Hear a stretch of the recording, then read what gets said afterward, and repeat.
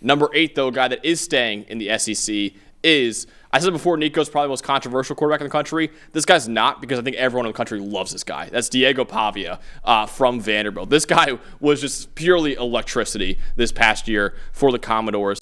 10th among all quarterbacks in the country with an 85 passing grade, 683 rushing yards after contact. That led all quarterbacks in the Power 4.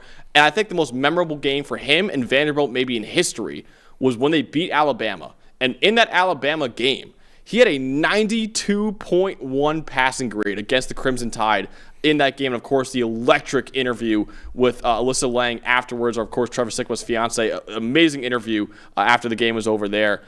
He won his injunction against the NCAA because originally he was not going to have any eligibility left after this year.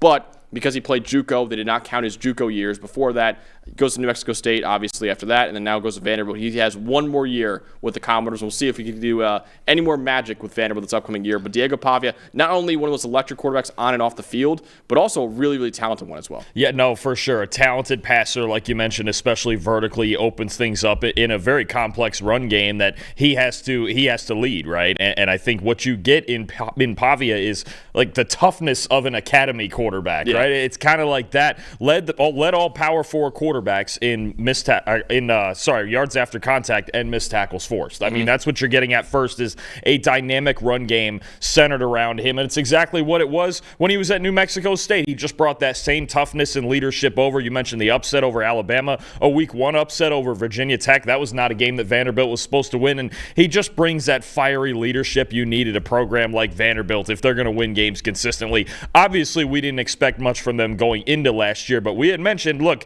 if there's one ray of hope, it's if Diego Pavia can play like he did at New Mexico State. So really a fun dual threat quarterback, a really big time toughness as a runner, can vertically throw the football down the field to complement that. Obviously, I don't think has an NFL style of NFL frame or any NFL arm strength or anything like that, but you can certainly see where he is the heart and soul of that team that he's leading in Vandy, and it's going to be another fun season watching him. Vanderbilt did not have a winning season since James Franklin's final year at the program back in 2013, and they just did under Diego Pavia, quarterback, this past year with a 7-6 record this past year. So again, their best record in 11 years, because a big reason why it was Diego Pavia and what he could do in his first year with Vanderbilt. Hey, thanks for watching another episode of the PFF College Football Show. Please make sure you guys subscribe to the channel. Also, subscribe to PFF Plus at subscribe.pff.com for all of the same data and grades that we use in our show, plus fantasy tools, betting tools, and our mock draft simulator.